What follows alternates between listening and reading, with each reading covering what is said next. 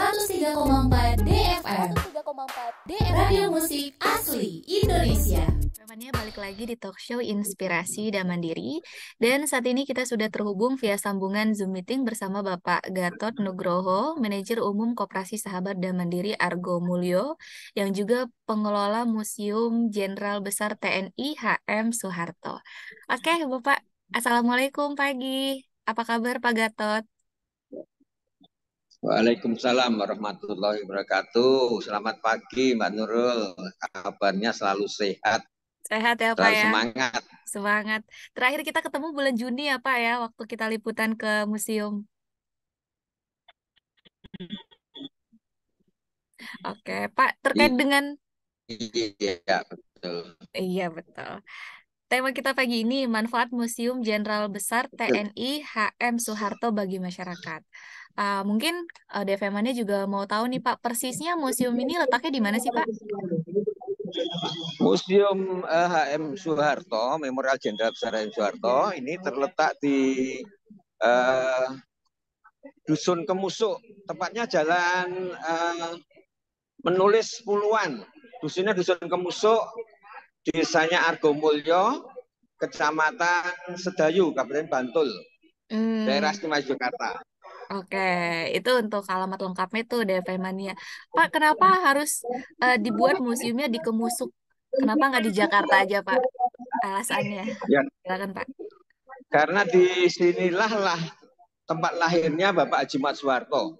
Jadi karena Pak Harto Hmm, lahir di sini, kemudian oleh adik beliau Bapak Haji Probostejo dibangunlah museum. Namanya Museum Memorial Jenderal Besar Haji Mat Soeharto. Tujuannya apa? Tujuannya untuk mengenang kembali sosok Bapak bangsa, prajurit sejati, pejuang setia, dan sosok Bapak pembangunan nasional. Yang baik. kedua, Mm-mm. dengan dibangun museum ini supaya generasi penerus bangsa bisa belajar dari apa yang telah dilakukan oleh Pak Harto untuk bangsa dan negara.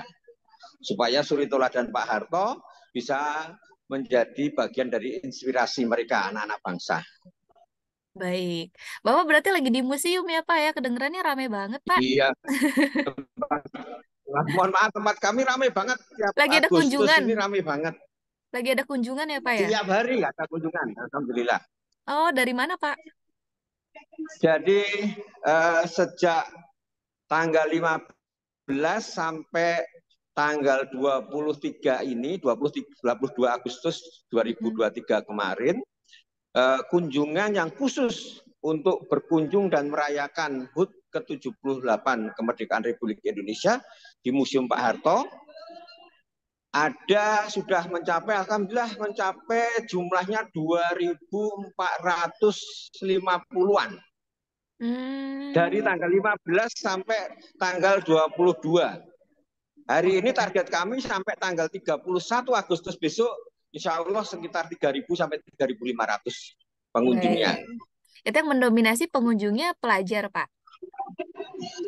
Yang mendominasi pengunjungnya adalah pelajar, karena tugas kami adalah mengenalkan sosok Presiden Republik Indonesia kedua, Bapak Haji Mat Soeharto, kemudian pelajar supaya bisa belajar tentang apa yang menjadi yang dilakukan oleh Pak Harto, dan harapannya adalah tentang apa yang dilakukan Pak Harto tentang wawasan kebangsaan, nasionalisme, dan juga tentang kepemimpinan itu menjadi bagian penting dari generasi kita untuk ke depan menyongsong masa depannya.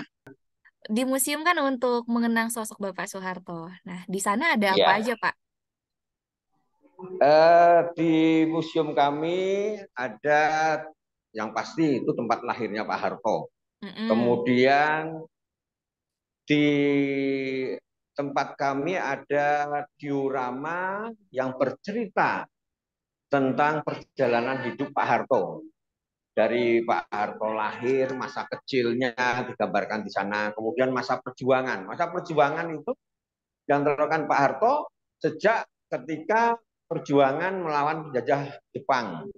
Kemudian melawan sekutu. Dilanjutkan penjajahan atau peperangan pasca kemerdekaan melawan penjajah Belanda, karena Belanda ingin kembali merebut Republik Indonesia setelah Jepang kalah dengan Sekutu.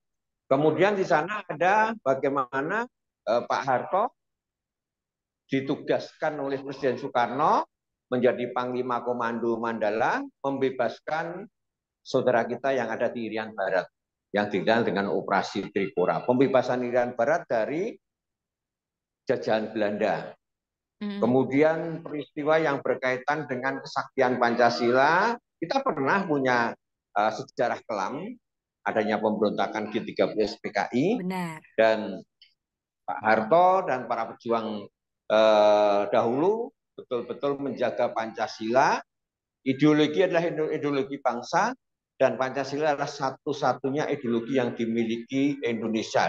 Di dunia ini tidak ada yang punya Pancasila, sehingga dipertahankan. Nah, peristiwa berkaitan dengan G13 PKI, berkaitan dengan kesaktian Pancasila, kemudian masa-masa tuntutan rakyat namanya Tritura, kemudian masa-masa ketika atau mendapat surat barikan pada diorama kesaktian Pancasila. Dan yang utama dan puncaknya adalah ketika Bapak Haji Mas Soeharto menjadi Presiden Republik Indonesia yang kedua, membangun negeri ini dari negara miskin menjadi negara berkembang, bahkan akan menuju ke negara maju. Program-program yang dilakukan Pak Harto dengan program pembangunan yang namanya pembangunan 5 tahunan Repelita, kemudian dalam garis-garis besar haluan itu diberikan semuanya di dalam diuramasi, dan ketika beliau mundur dari di Astana Giribangun itu digambarkan semuanya di dalam museum kami. Baik. Oke Pak, kalau untuk bentuk-bentuk pengenalan sejarahnya seperti apa? Apakah seperti storytelling atau seperti pemutaran video atau seperti apa Pak? Kami punya sekolah. Di pendopo utama kami itu adalah sekolah kebangsaan. Jadi anak-anak itu masuk, kemudian di sekolah itu kami edukasi tentang wawasan kebangsaan, nasionalisme. Karena apa? Kami bercerita sebelum bercerita panjang tentang Pak Harto, kemudian perjalanan sejarah Pak Harto, anak-anak harus merasa nyaman dulu. Nyaman, kemudian hal-hal yang berkaitan dengan apa yang akan kami ceritakan harus menjadi fokus. Sehingga diawali dengan kegiatan-kegiatan yang namanya edukasi tentang nasionalisme. Menyanyikan lagu Indonesia Raya di di pendopo museum kami itu menjadi kewajiban yang menyenangkan, karena di tempat yang berbeda dinyanyikan oleh satu sekolah, dan itu menjadi bagian kami dalam rangka mengedukasi. Setelah itu anak-anak kami ajak untuk bagaimana edukasi anak-anak selalu dekat kepada Bapak Ibu gurunya, selalu terbiasa mengucapkan terima kasih kepada Bapak Ibu gurunya, dan nanti ketika anak-anak itu dewasa dan menjadi orang-orang hebat, supaya tetap teringat akan jasa-jasa dari Bapak Ibu guru kita tercinta. Nah, kemudian kita ceritakan secara kayak storytelling, cerita tentang sejarahnya Pak Harto di pendopo itu secara singkat, kemudian diikuti dengan melihat film sejarahnya Bapak Haji Mas Soeharto. Nah, ini harapan-harapan kami yang yang kami lakukan, dan alhamdulillah program kami punya konsep sederhana. Kami punya konsep bahasanya masuk Museum Pak Harto itu harus kita jerat hatinya. Jadi kalau sudah terjerat hatinya, mereka dengan kegiatan yang ada di kami, kemudian mereka terkesan, mereka kemudian senang, pasti mereka akan datang lagi. Ini harapannya.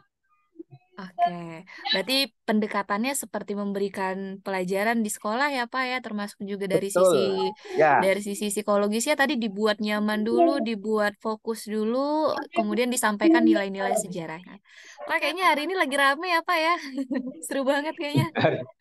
hari rame hari ini seru banget kan anak dari SD daerah Kudian sama TK Hmm. ini. Bapak ini kan lagi bulan-bulan kemerdekaan. Sehari bisa berapa kunjungan Pak? Kami di bulan Desember ini kunjungan sehari rata-rata sekitar 500 siswa. Berarti 500 pengunjung. Kalau hari Minggu, Sabtu Minggu itu lebih banyak rombongan dari masyarakat kampung, masyarakat kelurahan, kemudian dari beberapa instansi. Tapi kalau hari Jumat sampai hari Selasa sampai Jumat Mm-mm. itu pengunjungnya adalah anak-anak sekolah. Anak sekolah itu Baik. dari PAUD, TK, SD, SMP sampai perguruan tinggi. Mm-mm. Berarti intinya Untuk kalau aku, weekdays itu anak sekolah ya Pak ya? kalau kalau hari biasa malah anak-anak sekolah karena ada program Hmm. outing kelas. Jadi Mm-mm. pembelajaran di luar kelas. Tapi kalau hari libur justru dari kunjungan dari kelompok keluarga maupun kelompok-kelompok dari masyarakat, baik itu masyarakat kampung, kemudian masyarakat desa itu yang berkunjung hari Sabtu dan Minggu. Oke, berarti Sabtu Minggu buka. Liburnya hari apa Pak? Atau setiap hari buka untuk operasionalnya? Liburnya hari Senin. Hari Senin kami libur. Hari Jadi Senin. kami buka dari hari Selasa sampai Minggu dari jam setengah 9 pagi sampai jam setengah 4 sore. Oke, baik. Bapak Khusus kalau untuk Mm-mm. khusus untuk hari HUT RI yang ke-78 tahun ini, kami dalam waktu 5 hari dari tanggal 15 kemarin sampai tanggal 20 saja pengunjungnya sudah 2.500-an. Mm-mm. Selama 5 hari itu semuanya kegiatan berkaitan dengan peringatan 17 Agustus. Ada yang jalan sehat, ada yang sepeda, ada yang pakai kereta. Di tempat kami sudah biasa pakai kereta odong-odong, kereta mini. Kemudian mereka dengan pakaian adatnya, dengan pakaian ala peringatan hari kemerdekaan. Mereka puncaknya di Museum Memorial Jenderal Besar Sudirman Soekarno. Baik. Bapak kalau misalkan mau datang, apakah harus bikin janji dulu atau sebenarnya bebas aja Pak untuk masuk? Di tempat kami sudah terbiasa untuk yang mau datang pasti mereka mau konfirmasi terlebih dahulu. Hmm. Kami sudah berkondisi seperti itu sehingga masyarakat maupun sekolah-sekolah itu selalu berkonfirmasi terlebih dahulu. Kalau di luar Jogja itu sama, mereka punya teman-teman tour leader. Jadi TL pemandu pariwisata yang mengelola jasa pariwisata dari Jakarta, dari Bandung, kemudian wilayah Banten, wilayah Jawa Tengah, Jawa Timur itu semuanya ada kontak komunikasi dengan kami. Mhm. Mereka bahkan yang unik adalah mereka itu sebelum menawarkan wisata ke Jogja, salah satunya di Ujung Pak Harto, 1 tahun sebelum berangkat, mereka sudah mohon izin. Pak, kami mohon izin menawarkan Museum Pak Harto misalnya di SMA 1 Jakarta, misalnya seperti itu. Iya.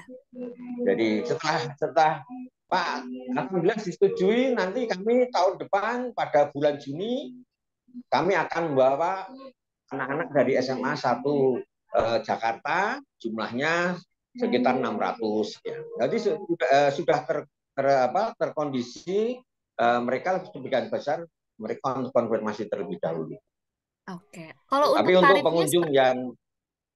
pengunjung yang langsung datang juga tidak ada masalah. bisa Kami aja bisa ya Pak langsung ya. melayani. Ya, Walaupun bisa aja. walaupun dia perorangan bukan kelompok, nggak apa-apa Pak, masuk aja. Nggak apa-apa. Nggak apa-apa. Baik. Kalau untuk tarifnya seperti apa Pak? Tarifnya karena kami ada tim edukasi yang mengedukasi rombongan-rombongan itu, tarifnya sifatnya sukarela. Hmm. Sifatnya sukarela. Tapi kalau untuk rombongan kecil tidak bayar mereka. Berarti Hanya ya, kelompok-kelompok yang ada edukasi wawasan kebangsaan nasionalisme di sekolah kami, dan itu waktunya sekitar 25 menit sampai 35 menit. Jadi kita edukasi. oke baik. Berarti untuk rombongan yang sifatnya banyak ya Pak ya, ada biaya Iya, sukarela sifatnya sebenarnya. banyak. Sifatnya Bapak, sukarela. seperti apa Bapak melihat dampak atau manfaat dengan adanya museum bagi masyarakat sekitar Pak? Em, dengan adanya museum, itu masyarakat sekitarnya sangat merasakan dampak positifnya. Yang pertama, adanya museum berarti menjadi pasar baru. Ya, Karena apa? Adanya museum itu ribuan orang dari berbagai daerah masuk ke wilayah kami di Desa Kemusuk, di Desa Argomulyo. ya. Sebelum ada museum, tempat kami sepi. Hmm, Kemudian ada museum, 1 bulan rata-rata bisa pengunjung bisa 8.000 sampai 10.000. Berarti 8.000, 10.000 adalah besar.